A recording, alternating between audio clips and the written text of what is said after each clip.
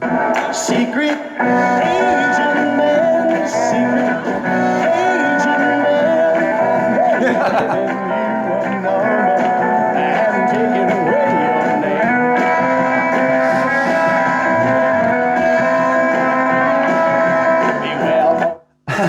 What a funny song.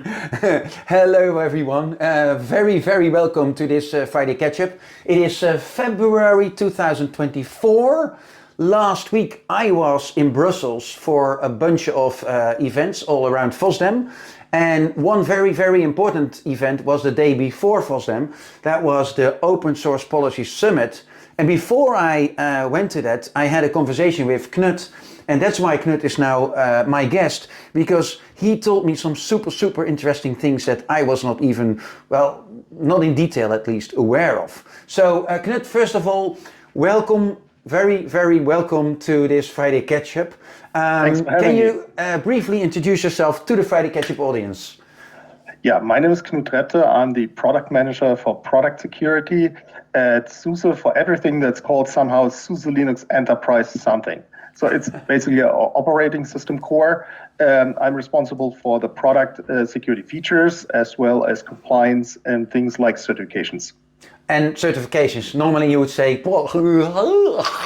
boring, but it's actually not. Nope. And tell us why it is super important that SUSE is compliant to the several product certifications.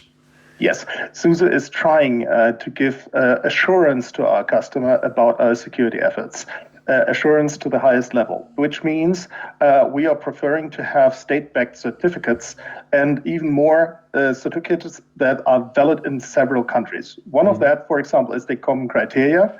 The common criteria is implemented by two international contracts. One is the Common Criteria Recognition Agreement, that's the international version, and then there's the SOGAS MRA, which is the pan-European one.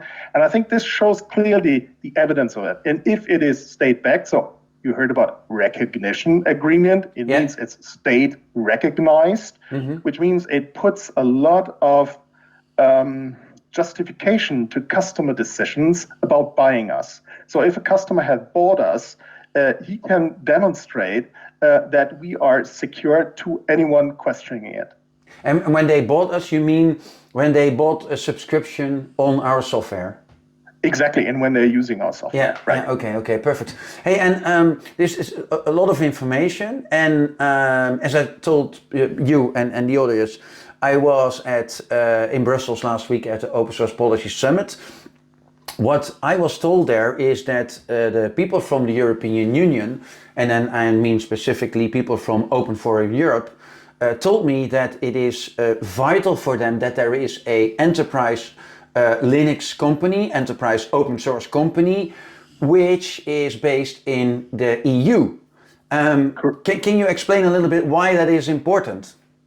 In these days, Europe's under attack, and therefore Europe started a couple of regulations that ensure compliance, but regulation is not the only thing. Also, it means under attack, it could be meaning isolation, and then supply chains are becoming very important, and the independence maybe from outside sources that could be somehow disconnected. So for Europe, it is a vital thing to have an general purpose operating system for almost all available architectures available that could be produced with European personnel on European soil under European legislation, which means independence and also, let's say, let's call it Europe's business continuity program, right? Yeah, okay. Well, thank you so much. This is so interesting. And sorry, everyone, Friday Catch-up. This is a bit longer one because we're really going into content. But I think we can talk for another hour. And also there were a lot of talks at FOSDEM, at the Open Source Policy Summit, and even at Configuration Management Camp, all around this topic. I would like to hear one more content topic, and then we go to your fantastic music choice. And the content topic is NIS2. I heard that terminology a lot at the different talks as well. Can you explain? I always say, so my mother would understand. Hello, Mom. Yeah. What NIS2 is and why it is important to everyone living in the European Union. Yeah, in Europe, a lot of companies such as Germany and others are now putting more and more vital parts of the society depending on the availability of internet and electronic services, right? So cyber security becomes more and more vital. And also more and more vital for the markets and the functioning of any society. The European community has realized that and said we need to protect this more, and they released a couple of regulations out there. Some of them are already out, some are about to be implemented. One of them is NIS2. NIS2 is targeting what's called the critical infrastructure sector. So that's basically all we need for daily life and business. It's electricity, oil, energy, but even also the availability of food, the availability of important industrial productions, and so on and so on. So it defined a couple of sectors and companies bigger than 50 employees and more than 10 million turnover or balance are subject to this legislation, and they now have to have for, let's say, a risk-based approach towards security, a very strong one with a couple of detailed requirements. And what's very new, it puts personal liability, personal also financial liability to the managers. And what's even worse, they say they need to be trained and they need to make sure that everybody is trained, which means from a legal perspective, if they stand up in court and try to defend and say, I didn't know, well, that's already the violation. Yeah. So but it's not that bad, right? They can only be charged for up to 10 million euro per incident. Correct. So, but normally also liability, or let's say compensation claims from customers or anybody else who has some kind of damage out of that would come on top of that. All right. So if it's more than 10 million, they'll find you as well. Well, you better have a good insurance that covers it. And currently, let's say in Germany, this coverage is a little bit unclear. Yeah, those insurance companies are not too hungry for these kind of agreements, right? Yes. Yeah. All right, well, super interesting. There's a lot more to talk about. If people want to know more about these topics, where do you recommend them to go?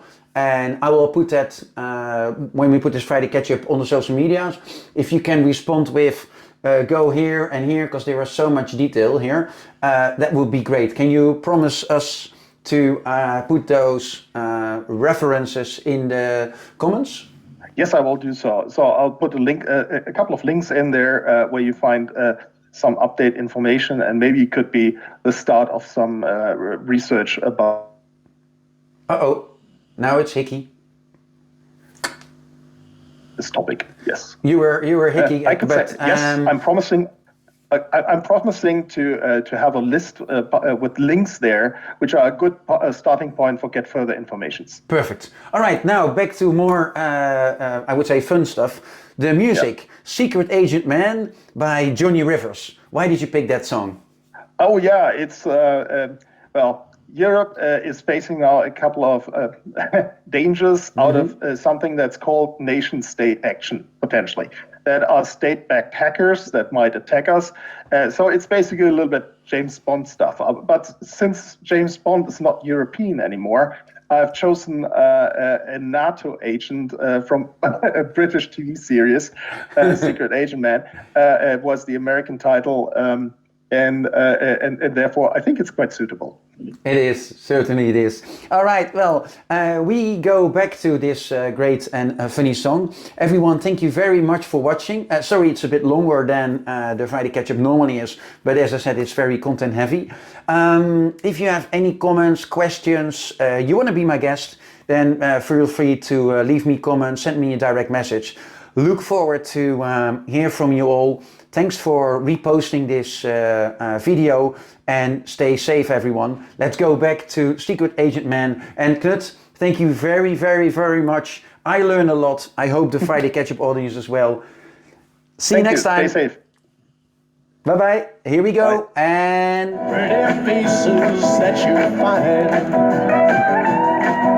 A pretty face can hide an evil mind. Oh, be careful what you say, or you will give yourself away. Odds are you won't live to see tomorrow.